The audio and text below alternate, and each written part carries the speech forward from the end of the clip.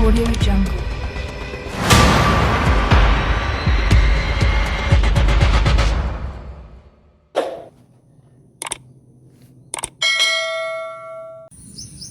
Assalamualaikum warahmatullahi wabarakatuh.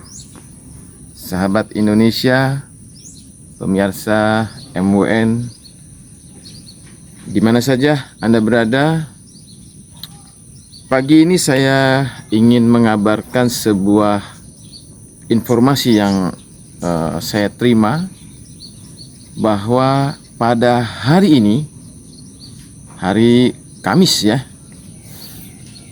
akan ada sebuah demonstrasi yang digelar oleh sekelompok pemuda yang menamakan dirinya sebagai Pemuda Bulan Bintang. Aksi dari Pemuda Bulan Bintang ini adalah dalam rangka mengkritisi tindakan MUI atau Majelis Ulama Indonesia yang dipandang telah melampaui kewenangannya selaku organisasi masyarakat atau ormas ya. Karena memang betul Majelis Ulama Indonesia itu berdiri atau didirikan berdasarkan undang-undang ormas. Maka karena MUI adalah merupakan ormas dan dilihat tindakannya telah melampaui kewenangan atau yang disebut dengan abuse of power ya, menggunakan sebuah kekuatan yang melebihi kewenangannya. Kabar ini saya terima hari kemarin ya, dan Pemuda Bulan Bintang ini akan melakukan aksinya di depan kantor MUI pusat ya, yang ada di Jakarta. Demikian info yang dapat dikabarkan, dan berikut juga akan saya tampilkan cuplikan daripada wawancara antara Log News TV dengan koordinator aksi ya dalam hal ini. Jadi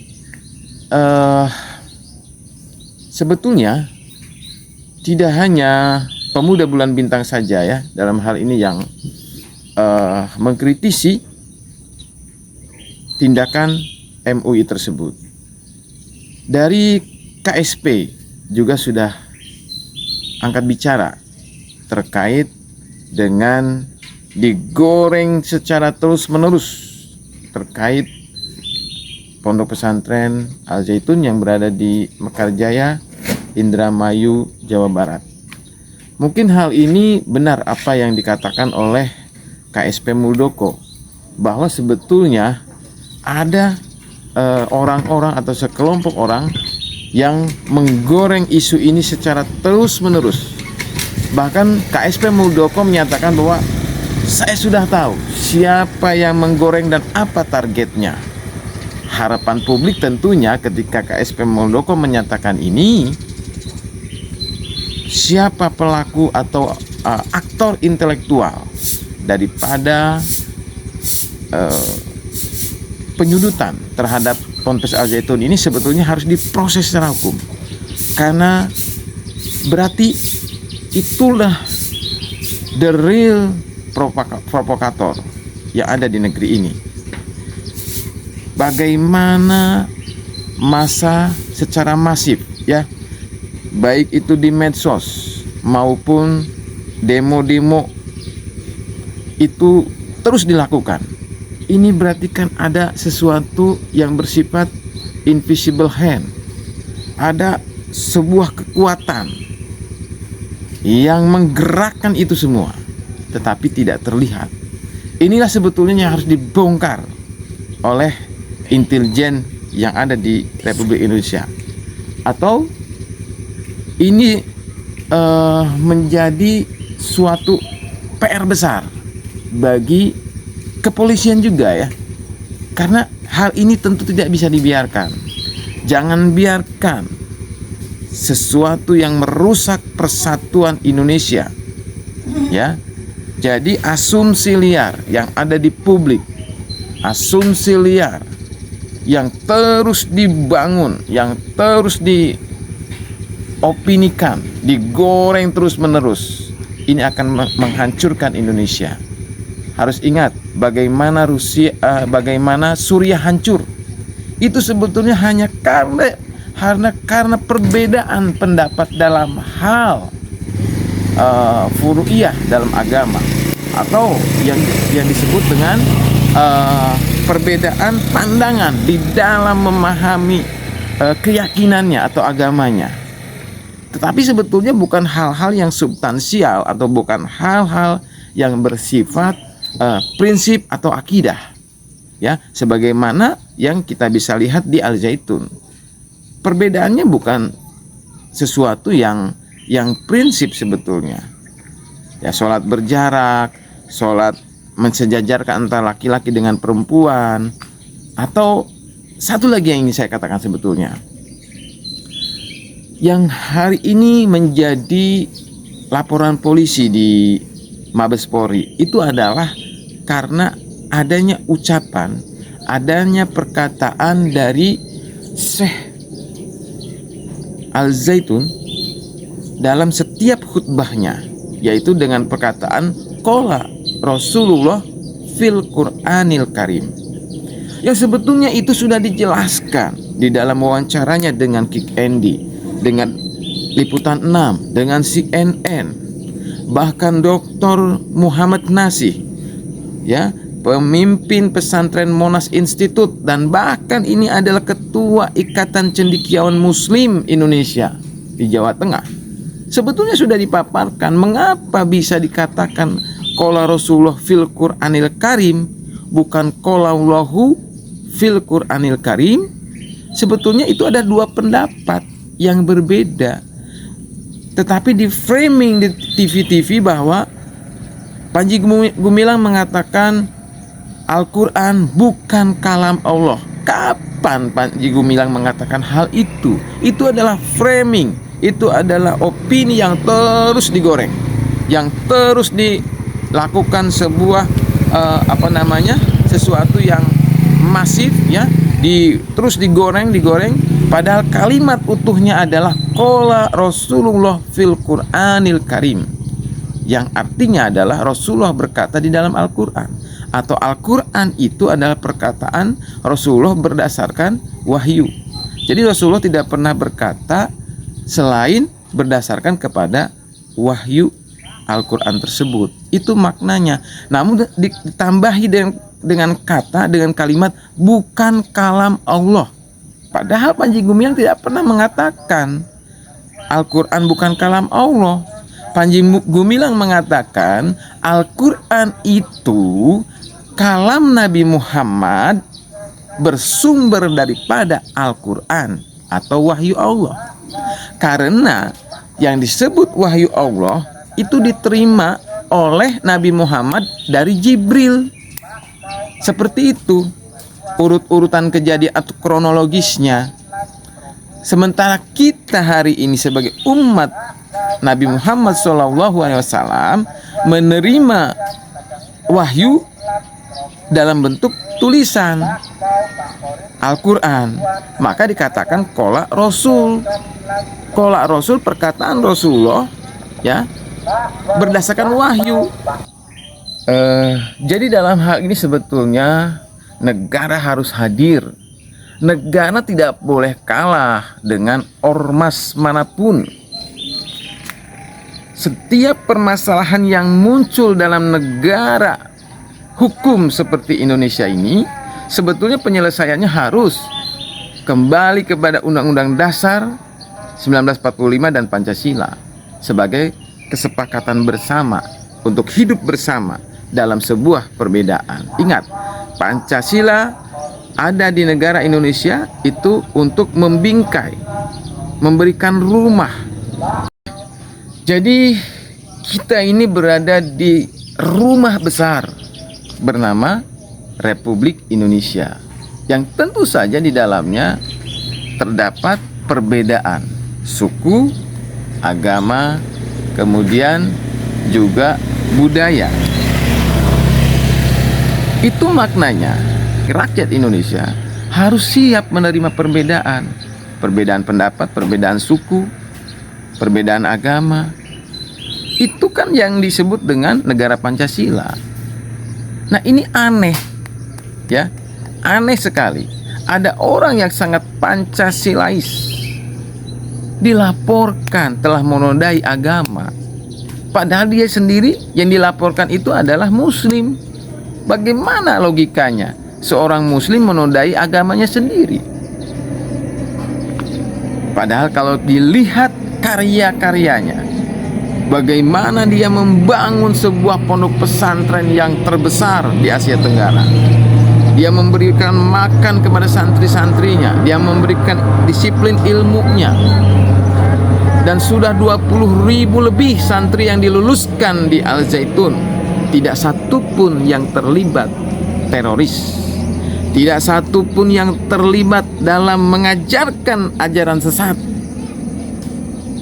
Ini sebetulnya yang harus dipahami, ya. Jadi negara sekali lagi harus hadir di sini. Tidak boleh negara meminta fatwa kepada ormas, ya. Karena fatwa itu sendiri di dalam kedudukannya dalam Undang-Undang Dasar itu tidak mutlak harus diikuti dan dipatuhi oleh umat Islam sebetulnya. Jadi kedudukan fatwa dalam Undang-Undang Dasar 1945 itu adalah hanya sekedar rekomendasi atau saran saja kepada pemerintah atau kepada aparat penegak hukum. Artinya bukan satu-satunya rujukan. Apalagi ini terlebih, ya. Yang aneh lagi saya sampaikan lagi. Yang hari ini berpolemik adalah Al Zaitun dengan MUI.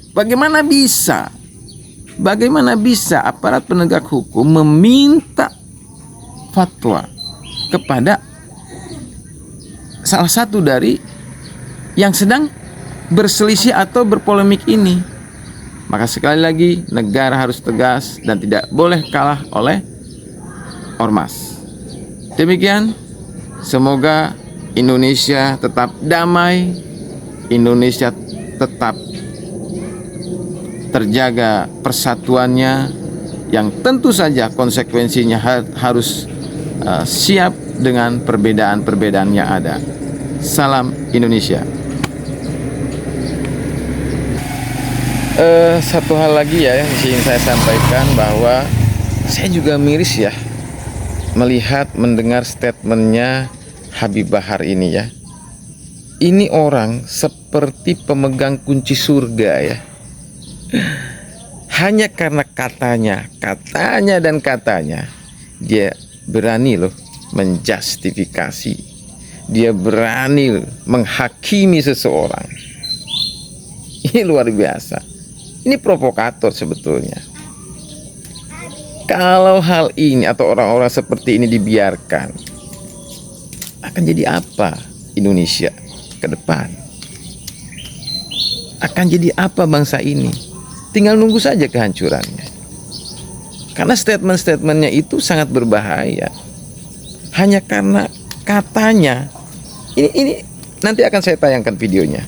Bagaimana seorang Habib Bahar bin Smith menghakimi Abdus Salam Panji Gumilang hanya berdasarkan katanya. Apa yang dia katakan? Bahwa katanya santri Al Zaitun diizinkan untuk berzina asal membayar kifarat 2 juta. Anda ini seorang Habib, ya kan? Bahaya itu pernyataan Anda. Kalau baru katanya, Anda jangan menjustifikasi. Kalau baru katanya, Anda jangan menghakimi orang sebelum adanya putusan yang inkrah. Ini negara hukum.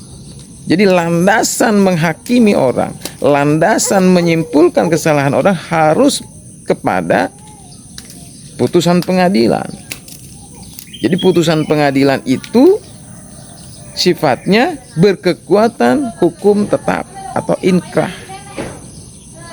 Kalau tidak ada itu, janganlah seperti itu, ya. Mau jadi apa bangsa ini? Mereka kan dirugikan dimaksudkan dengan adanya penutupan itu? Ada satu kaidah. Idza taghayyara ar-ru'us taghayyara al-mar'us. Apabila pemimpin rusak, yang dipimpin bakal rusak. Nah, pemimpin yakni pesantren, masjid, organisasi, itu wadah. Tergantung yang mengelola, tergantung pemimpinnya. Apa pemikiran pemimpinnya, apa manhajnya, apa jalannya, seperti apa pemikirannya, apa keyakinannya, maka itu juga yang akan diikuti oleh orang-orang yang ada di dalamnya. Kalau mau dibilang, oh itu kan Panjinya, santrinya kan nggak bisa begitu. Makanya kan kemarin saya bilang, bubarkan Zaitun, seret Panji Gumilang. Adapun kalau Mahfud MD mengatakan yang dikhawatirkan adalah hak-hak konstitusional daripada santri, saya siap mengajak seluruh pondok pesantren Aswaja yang ada di Jawa Barat, Banten, dan bahkan pesantren saya. Ribuan santri itu habis. Jangankan ribuan, puluhan ribu santri saya siap. Kalau pesantren saya, udah saya nyatakan gratis. Pesantren-pesantren yang lain akan saya suruh, kami akan bermusyawarah. Para ustadz, para kiai, para habaib yang ada di Jawa Barat khususnya. Ayo, kami siap tampung. Memandang dari kinerja tim investigasi ini, sejauh ini Habib melihatnya seperti apa? Sudah on track? Tim investigasi bagus. Cuma kayak kurang greget aja. Maksudnya kurang greget tuh. Kurang greget. Si Panji ini nggak bisa dilembutin. Gregetin gitu. Karena apa? MUI aja disepelein sama dia. MUI disepelein. Padahal ini MUI. Majelis Ulama Indonesia. Kalau bagi saya Panji itu bukan ulama. Ulama dari mana ulama begitu modelnya?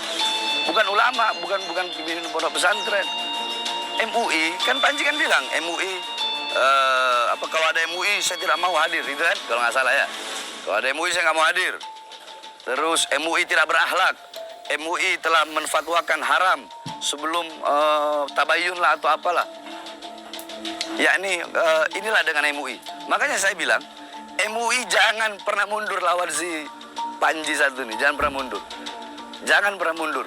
Di belakang MUI ada umat Islam. Di belakang MUI ada rakyat masyarakat Indonesia yang tidak mau anak-anak bangsa disesatkan oleh Panji Gumilang. Karena MUI itu nggak sembarangan mengeluarkan fatwa.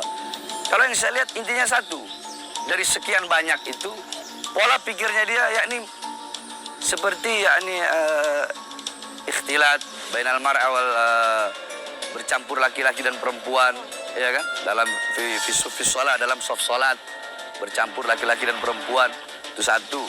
Kemudian yang kedua yakni istahalluz zina bil kafaro, menghalalkan zina dengan membayar denda, membayar kafaro. Berapa juta saya nggak tahu itu, dan benar atau tidaknya itu tim investigasi yang tahu. Ini yang saya tahu saja. Yang menjadi khatib Jumat untuk Al-Zaitun ini apa nggak ada isu yang lain? Gitu.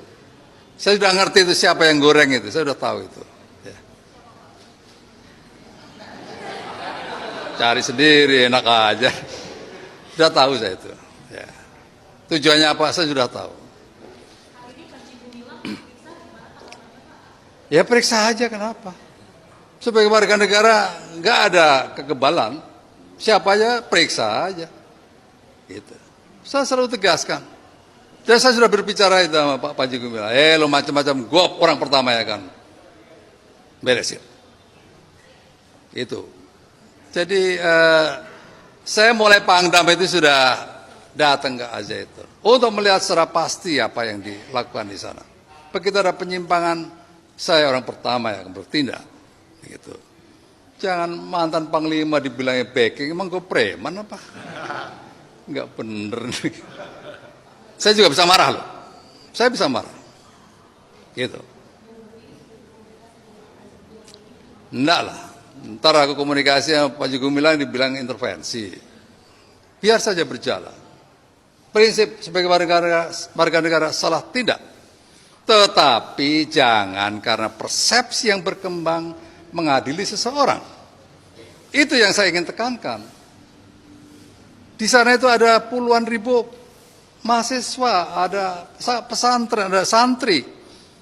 Jangan dia bimbang, nggak keruan gara-gara persepsi yang berkembang seperti ini. Kalau ada kesalahan, ambil langkah-langkah. Apakah itu persuasif, bersifat mendidik, apakah itu law enforcement. Kita semua punya instrumennya. Kenapa kita mesti berspekulasi? Gitu.